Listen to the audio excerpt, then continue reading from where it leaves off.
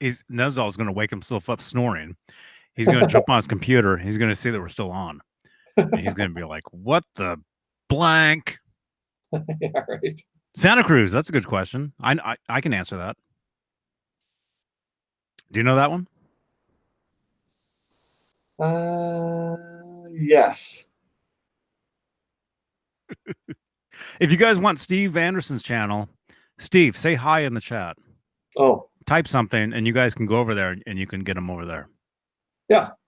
There he is. There he is.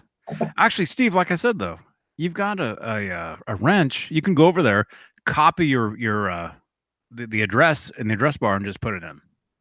Yeah. It's also under Johnny's screen, looking at us on the bottom. Yeah, but he has all the links of all the There it guys. is. It's down in the where it Yeah. says subscribe to my friends. Yeah. Yeah. Subscribe to our friends. Although, how many of those people have turned on me since? Let me see. I'm kidding. um,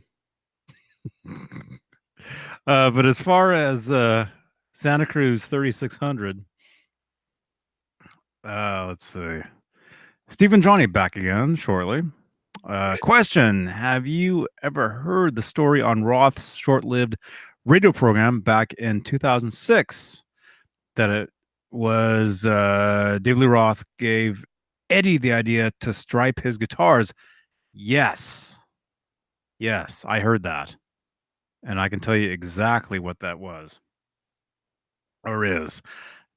When Howard Stern moved to a satellite radio, David Lee Roth took over his time slot essentially over on was it the same channel? Whatever channel he was on in New York, K Rock or whatever it was.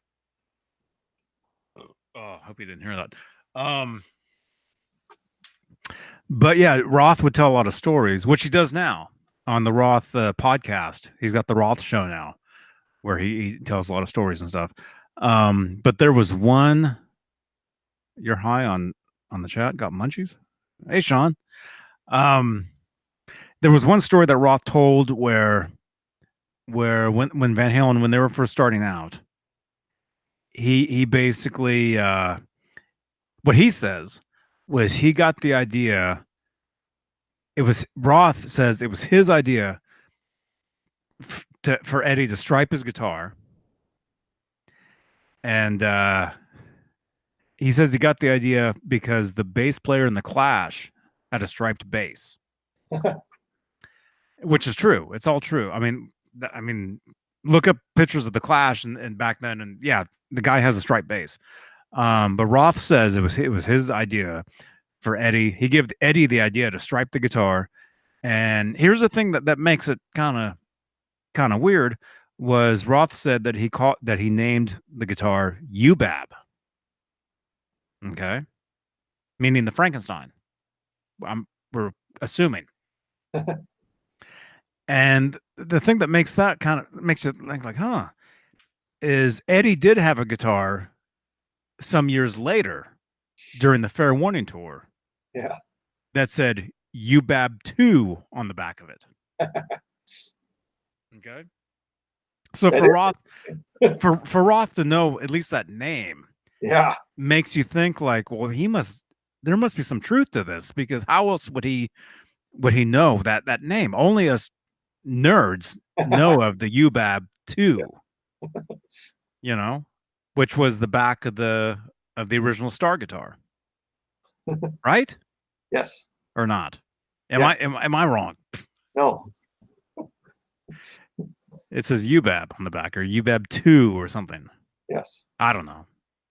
I've been on 6 hours, you guys. I can't think. But yeah, for Roth to have a story like that, it kind of makes it's like, huh. Yeah. And Oh, then where I contradict with that is, I always thought Eddie just said, "Oh, I've got this guitar. It looks kind of boring. I need to do something to it. Well, I'll stripe it up." So I took 3M masking tape and a few different sizes and put stripes on it and painted it. That's the story I know in my head. That could be true. What's being said here? I'm just reiterating what I read in the early magazines that I have. The thing is, man, I mean, the thing is, when you're, when you live the rock and roll life for 40 years, 50 years, Yep. whatever it is, Yeah. it's impossible to remember every little detail of, Yeah. of what you did in your career. Yeah. And unlike this. I'm talking about magazines from like 1980 and stuff, though, right? When they were Mhm. like the first few years of them. That's the stories I would read. That Mhm.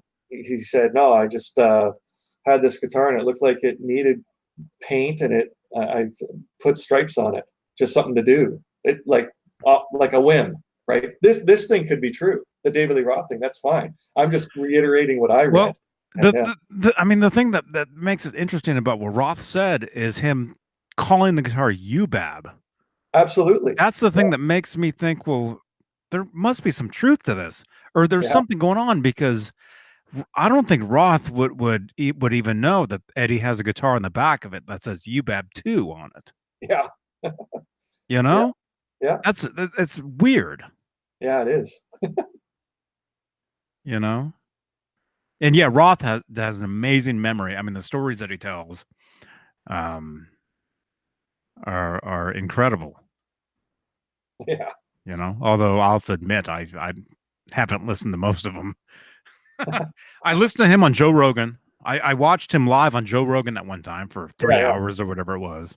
yeah. I saw that. Um, Actually, I heard that Andy Summers was on with him, Oh Joe wow. Rogan. That he was or will be, or I'm gonna have to look into that. And there's Um, also what's just been said here by Santa Cruz 3600, which is true too.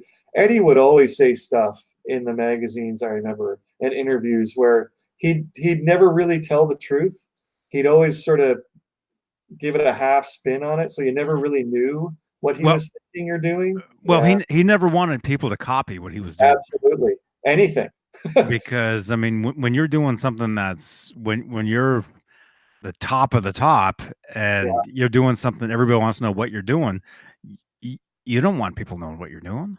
no. So you say things like, Yeah. yeah, that I would do this, you can make even Steve, you guys, even being on YouTube, Steve could say something, he could say the weirdest thing, and you guys would believe him.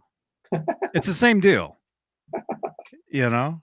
He's laughing, but he could tell you the weirdest thing right now, and you guys would be like, really?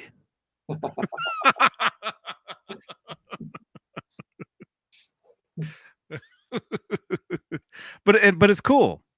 It's cool, especially when you're the age that we were back in those days. Discovering your first guitar hero or musician you like, and they're saying all this stuff in these magazines. And if it wasn't for Van Halen talking to Jazz Obrecht and Steve Rosen, I wouldn't be reading. I wouldn't know how to read. Yeah.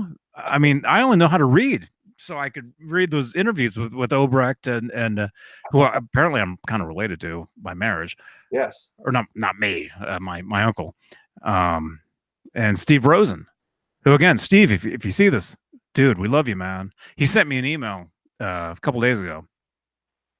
Um, but yeah, Steve Rosen, he will be back here at some point with more amazing rock and roll stories. That dude, not just Van Halen, man, but freaking ZZ Top. You name it. Stevie Ray Vaughan.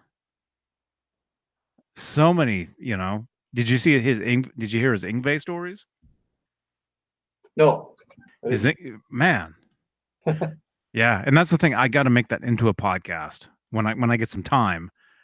That will be a podcast. But Steve, Yes. did I mention I have a second channel now? Yes. I know we're 6 hours. I should have said this hours ago, but with Mancuda in here, you can't get a word in. But there you go. I've got a second YouTube channel that I'm going to be using at some point. Give it a like. Give it a what do you call it?